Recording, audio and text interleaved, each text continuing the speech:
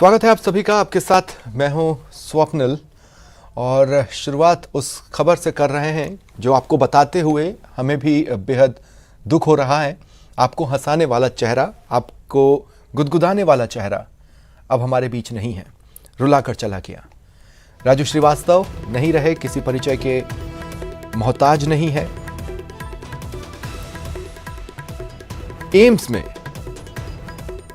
देखिए, सिर्फ कॉमेडियन कह देना या सटायरिस्ट कह देना ही इनकी शख्सियत को जस्टिफाई नहीं करता। कमाल के कलाकार, कमाल के अदाकार राजू श्रीवास्तव अब हमारे बीच नहीं है। 58 वर्ष की उम्र में उन्होंने अंतिम सांसें ली।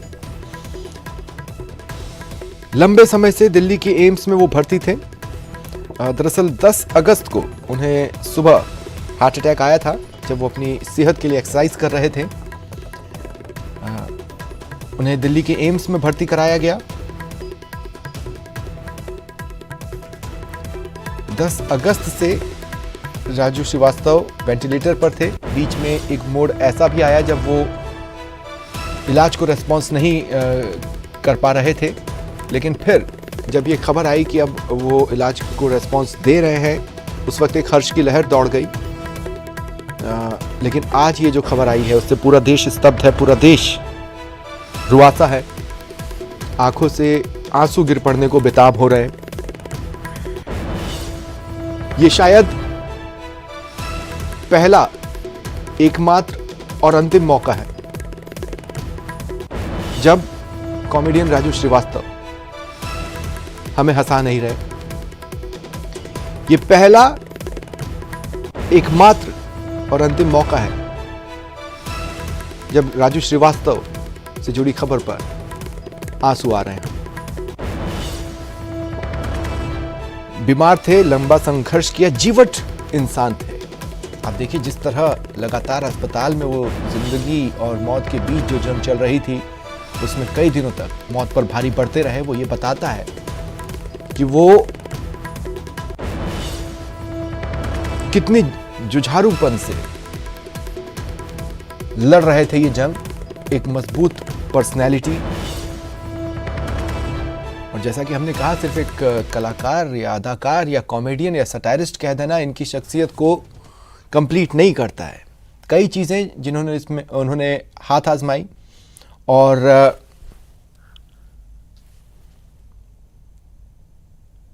उसमें शीर्ष तक पहुंचे।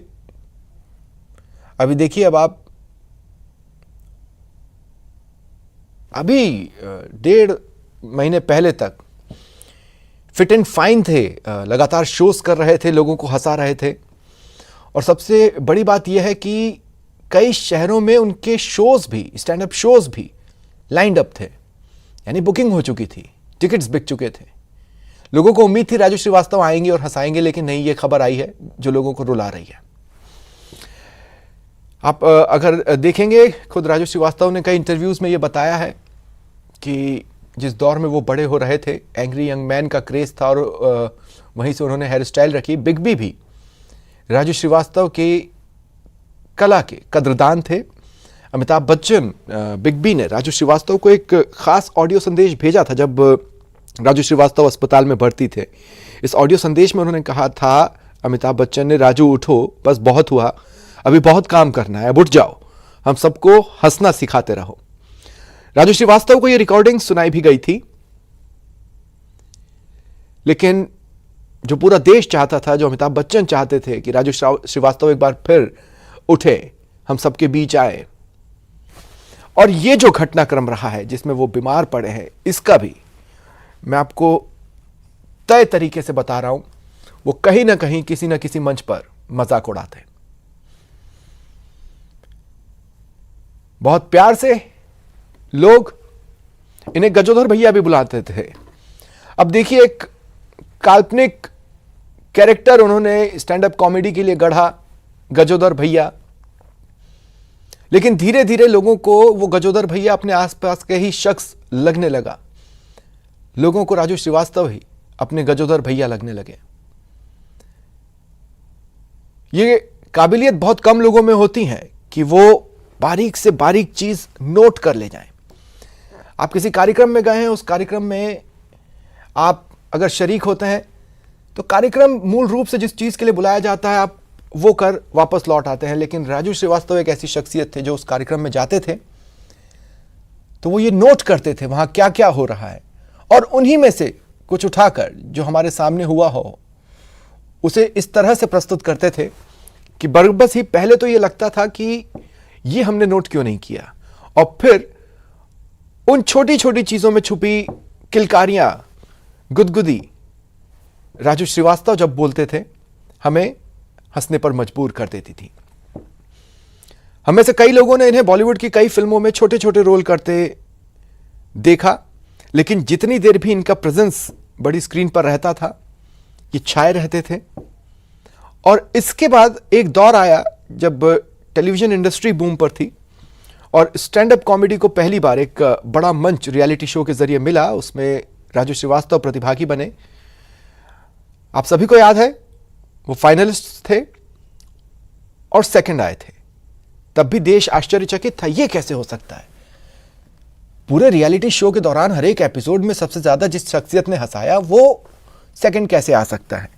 ये कनेक्शन राजू श्रीवास्तव स्थापित कर लेते थे। लेकिन एक तरह से देखा जाए तो ये अग्रणी भी कहलाएंगे। इनसे पहले भी कई लोगों ने स्टैंड अप शोज किए। देखिए Shekhar Suman stand up shows किया करते थे, मंच पर से लोगों को हंसाया करते थे। राजू श्रीवास्तव भी किया करते थे। लेकिन रियलिटी शो के बाद जो मुकाम राजू श्रीवास्तव ने हासिल किया और उनके जरिए जो अन्य स्टैंड अप कॉमेडियंस के लिए रास्ता बना वो अपने आप में अकल्पनीय है।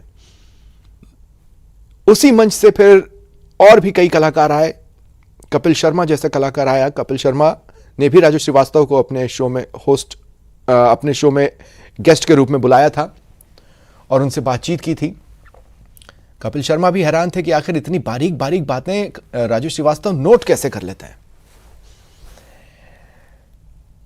स्टैंड अप कॉमेडी में एक करियर हो सकता है, ये राजू श्रीवास्तव ने मैसेज दिया। और ऐसे में वो लोग जो दुनिया को हंसाना चाहते थे उन्हें एक रास्ता मिला। और उसके बाद फिर स्टैंड अप कॉमेडीज ने कई रूप देखे हैं, लेकिन उसकी अल्टीमेट शुरुआत आप ये कह सकते हैं, स्टार्टिंग पॉइंट अगर कुछ था, जब लोग जब ये कहते हैं कि हम स्टैंड अप कॉमेडियन हैं, ये हमारा करियर है, ये मुकाम हासिल करने को कॉमेडी को जिसने पहुंचाया, स्टैंड अप कॉमेडी को जिसने पहुंचाया, वो शख्सियत है राजू श्रीवास्तव। अब हमारे बीच नहीं है और जैसा कि मैंने कुछ देर पहले भी कहा, ये शायद एकमात्र मौका है जब राजू श्रीवास्तव हंसा नहीं पाए, रुला गए। देखिए ट्विटर पर उन्हें श्रद्धांजलि देने वालों की बाढ़ सी आई हुई है। उनके पुराने क्लिप्स लोग शेयर कर रहे हैं। ये बात बिल्कुल सही है, राजू श्रीवास्तव कभी नहीं चाहते कि लोग रोएं। आज भी शायद वो उम्मीद कर रहे हों कि उन्हें सच्ची श्रद्धांजलि यही होगी कि लोग मुस्कुरा दें, हंस दें और इन्हें हमेशा इसी रूप में याद रखें जो आता था तो हंसा कर जाता था। ये एक बहुत बड़ा लॉस है। कॉमेडी के क्षेत्र में एक बड़ा वैक्यूम राजू श्रीवास्तव क्रिएट करके गए हैं। सोशल और हेल्दी कॉमेडी में इनका कोई सानी नहीं था। सटायर भी करते थे। आप देखिए आजकल व्यंग और कॉमेडी लोगों को बहुत तेजी से प्रभावित करती है। कई बार कुछ लोगों के प्रति उनके